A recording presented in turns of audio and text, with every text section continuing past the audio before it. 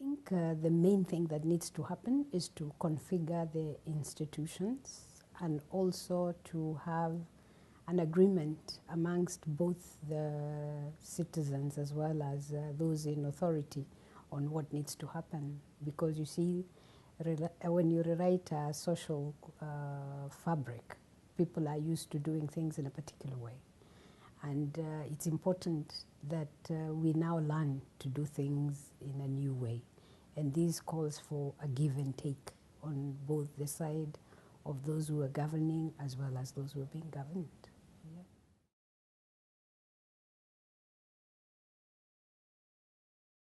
I would say that a lot of progress was made in dismantling the imperial presidency in 2003, because the presidency that we had of Moi until 2002 isn't the presidency that we see of Kibaki. I think President Kibaki had a very hands-off approach. And even though he had the powers, many times he didn't use them. And what we are now seeing is probably with a new president now learning the difference between an imperial presidency and what can happen if the president chooses to use all the powers. And what the Constitution has done is actually to get Parliament to have more powers. But that again creates problems, because you have presidency and then you have a very powerful Parliament, especially the National Assembly. And if the National Assembly behaves badly, as it's wont to do sometimes, we have a Parliament that people say is rogue, then you actually don't know whether you're better with an imperial president or a rogue Parliament. I think progress has been made, because now we don't have the situation that we had before, where the president was everything. In Moi's time, people referred to him as the mother and father of everything. And like I was saying, with President Kibaki, we see a relaxation of the powers of the president. But the powers actually were there in the Constitution, they were just not exercised in the way that they would have been oppressive to people. So now what we have in the Constitution is an attempt to temper the powers of the president with the powers of Parliament. And as the president finds his space, and the president here representing the executive, and Parliament finds its place, it can be a push and pull. And I think the role of the judiciary then comes in. And what we are seeing now is almost a standoff between the three arms of government, where you have Parliament flexing against the judiciary, and then it's not quite clear who the president, which side the president is on. And at the end of the day, we do need a balance, which balance is difficult to find right now, but I think we will find it.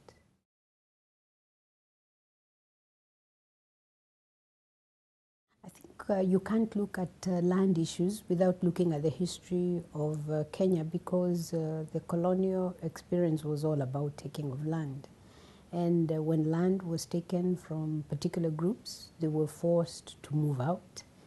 And many still harbor the grievances of a land, because with independence, it was expected that land would be given back to groups of people, but this didn't happen.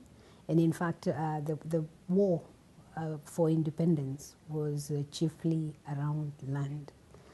So for the communities like in the Rift Valley and in central Kenya, which is where the British had settled, for those communities that had been moved, many of them didn't get their land back.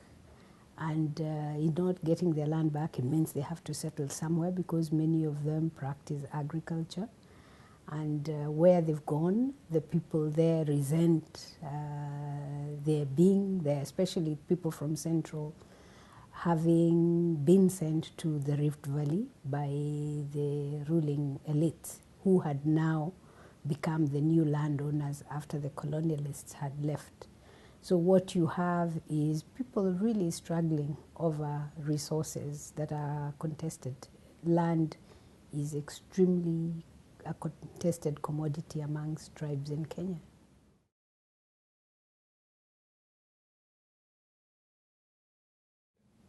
I think the Constitution has really gone far. Compared to the Independence Constitution, the 2010 Constitution has a whole chapter on land. And one of the things that it requires the new institution established under it, that is the National Land Commission, to do, is to find ways of resolving historical land injustices. And those would be the injustices that we're talking about, the movement of people, the disenfranchisement of communities.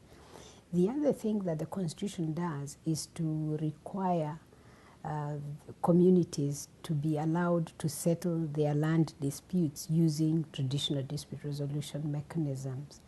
And of course, for a country that has very few lawyers and very little access to court, leaving resolution of disputes over land to courts means that very many people don't get to courts. So allowing them to have traditional dispute resolution mechanisms brings justice closer to the people. But it also establishes a court to deal specifically with environment and land disputes. And that, again, is supposed to enable those people that have disputes that they can take to court to have a forum that addresses these disputes specifically.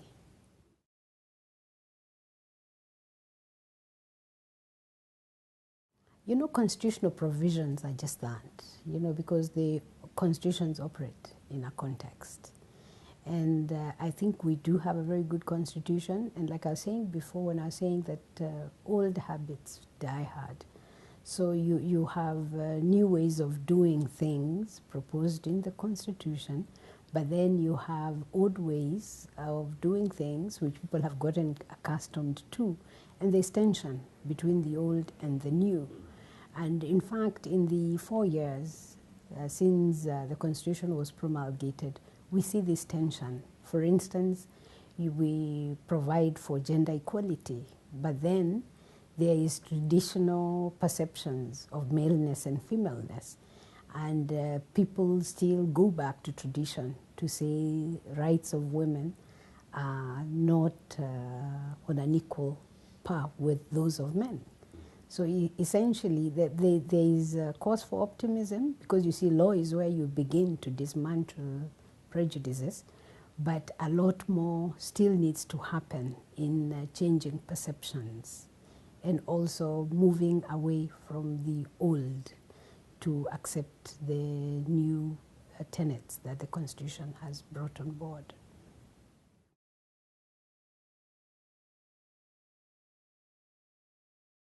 I think constitutions are important because, you know, when you have breakdown of law and order, then even interventions where there's conflict is almost impossible. So if the conflicting societies have gotten to the point where they can sit down and say, we would want to move forward, and these are the basics that we want to guide our moving forward, a constitution is a good starting point. But I think one has to go beyond the constitution to ensuring that the ethos or the spirit of the constitution is reflected in the way that people live on a day-to-day basis, so that we don't have a constitution that people advert more to when they disobey it than when they obey it, because it is so far removed from their experiences.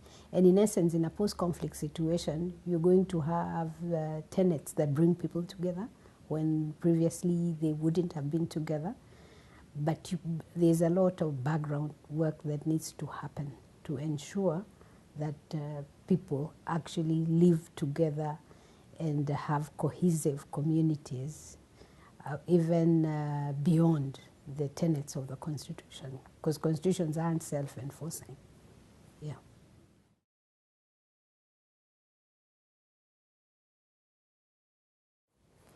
I think I pointed out that when you have new powers given to organs of government in dismantling the imperial presidency and the creation of a stronger parliament, and then we've actually had a strengthened judiciary in the constitution. So with a strengthened judiciary that is not beholden to the executive, and a parliament that, again, I said sometimes is too powerful, could be rogue, you can have a push and pull. I think on a score of 1 to 10, I'd give the judiciary 6 in attempting to balance the tensions. But what we sometimes have is just utter disregard of what the judiciary pronounces. And of course that is dangerous, because then you have a breakdown of rule of law. And as we talk now, there has been this standoff between the executive, parliament, and the judiciary over the appointment of judges. So if the Judicial Service Commission nominates persons for appointment, and appointment needs to be done by the president, and the president, because on advice of parliament, he had set up a tribunal to investigate the conduct of the members of the Judicial Service Commission, and he refuses to appoint the judges. Where do we go? And I think we have that kind of situation that's been going on for the last 3 months, and it's not clear how it's going to end. And what the president did was to appoint a tribunal, even though the court had given an order against that.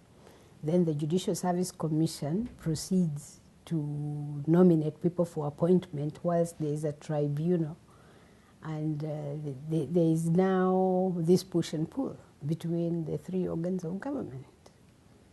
So the judiciary is trying, but I think looking at where it's coming from, it's still not out of the woods in terms of independence from the executive.